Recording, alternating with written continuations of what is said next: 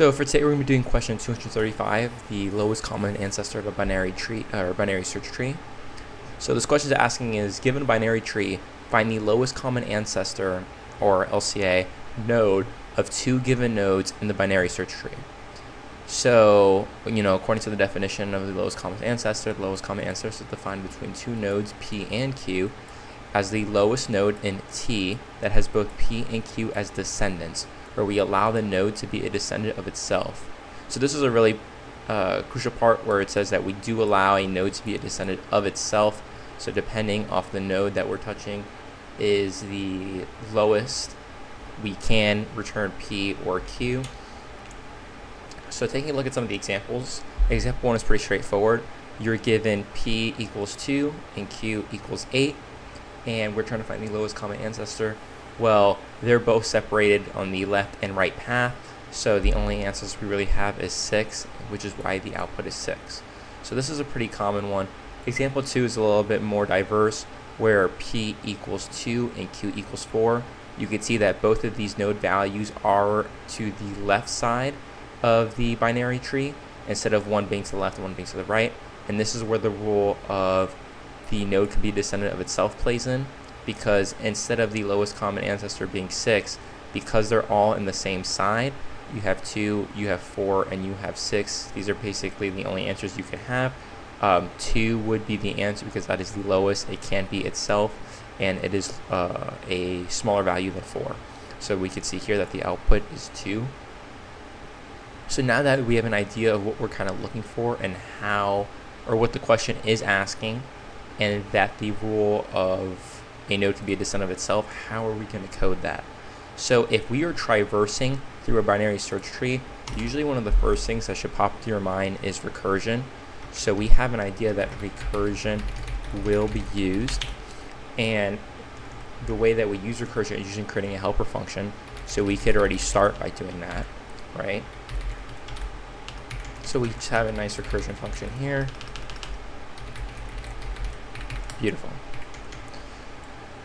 However, before we get into the recursion, it is really important to do this one thing, which we're actually going to store our answer using a list. So this is basically going to store our answer, and this is going to hold our best guess for lowest common answer so far. This value will change as we search through the binary search tree, and like I mentioned before, when using recursion, you can't really access variables outside. However, if it's in a list, you can do that, so that is a little cheat. So within this recursion, the first thing we need to do is create a base case, right? Just like how usually when you are working with these types of functions, that's the first thing you need to do. So if root is none, right? So if root is none, if we hit a dead end or stop, then we want to just return, and this means just return nothing. So now we have the base case, and we have our recursive function, we have where we're going to store an answer. We need to basically start checking values, right? So one thing we're going to do is check if the root is P or if the root is Q. We're going to return none. So what this is basically saying is that when traversing through the list, we already hit a P or Q value. If we hit a P or Q value, then that means that we must have found one of our targets, right? And that this must be the lowest common ancestor, right?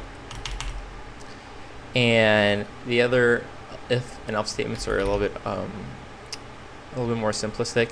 So if the root dot value, so the value of the root that we're on currently is less than the P value, and vice versa, if it's less than the Q value, then what we're going to want to do is call the recursive function, and for our parameter, call in root.right.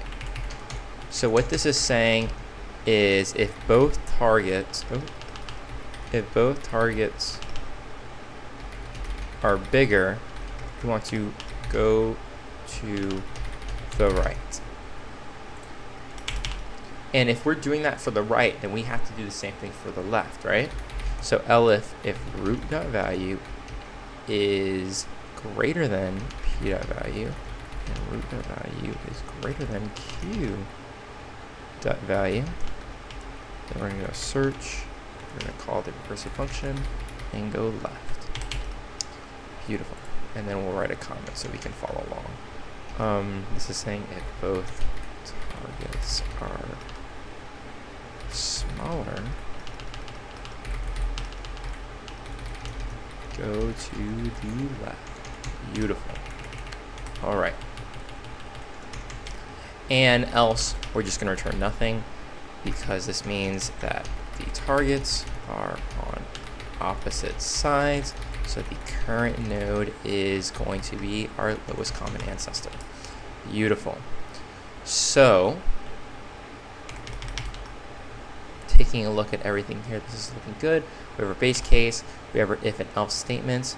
We most definitely need to search, call our recursive function, and pass in root, because at this point this function isn't even being called yet. And our answer, remember, is being stored in this variable. So we're going to return our variable at index 0, and that should have our answer. And let's give this a run to see if we passed our test cases. Nope, we have unexpected index. Oh, I kind of see it. Yeah. Oh, brother. All right, hold up. There you go. Recursive function. Strange, just indent. These bananas. Copy all this stuff. There you go. Let's give this a run now. Oh no, yeah, there are indentations.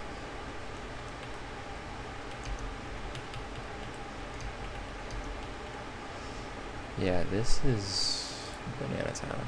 Let's see if this works now. Oh, okay, there you go. We do have a tiny little error though.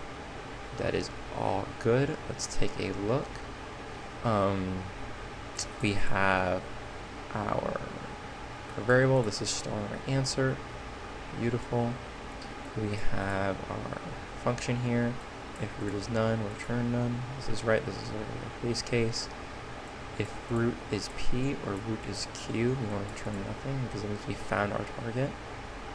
Okay. And then you also have the elif statement here saying if root.value is less than p value, root.value is less than q value, then we're going to call the function for root.right. It's correct. Root.value is greater than p.value, root.value is greater than q.value.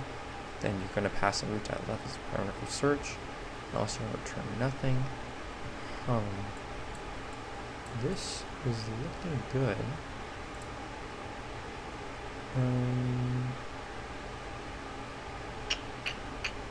What was the error again?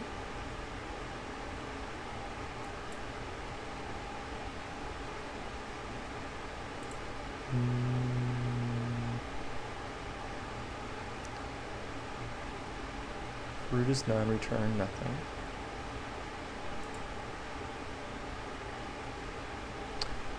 Oh. S equals root return. Yeah. Okay, so we need to call the variable index 0 and then pass in root. Okay, so we do this because it allows us to update the value outside the function. I knew we weren't doing anything. I was a little bit confused. So basically what this is doing is we're calling this variable, we're putting it at index 0, so we're constantly just updating this value within here, and we're passing root, whatever, like the root that we're on right now, and you see how we continuously go to root.right, root.left, and so on, right? This is what's storing the answer, so when we actually return at index 0, the value that's consistently be changing is updated by this line. So if we give this a run, there you go. Now give it a submit to make sure all the test cases are met. Beautiful. Okay. Perfect. So just a quick rundown. We're using recursion. You should be using recursion most of the times when traversing through any type of tree. We're using a binary tree, which means that all the values less than 6 are to the left, and all the values greater, or I'm not going to say 6, I'm going to use proper terminology and say, the top node. Anything less than that, or the root, is going to be to the left of. Anything greater is going to be to the right of. This is what we're doing here, kind of using like binary search, where if both targets are bigger, we are just going to move to the right, so we aren't wasting our time traversing through the left, and vice versa. If it's greater than, then we move to the left. And this is what these two lines are doing here. If they're on opposite sides, right, then we're just going to return nothing, because that means the current node is currently our lowest common ancestor. And base case, remember to have a base case when using recursive. We created this variable with a list because this allows us to update said list within the recursive function. This is a common practice that people use.